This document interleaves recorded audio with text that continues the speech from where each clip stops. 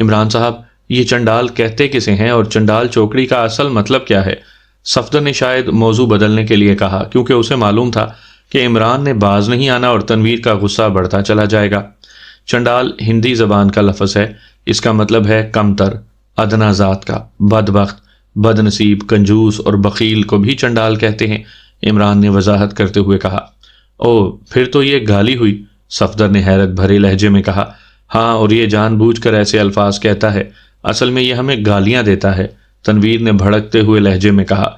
ارے، یہ تو میں نے چنڈال کا لفظی مطلب بتایا ہے۔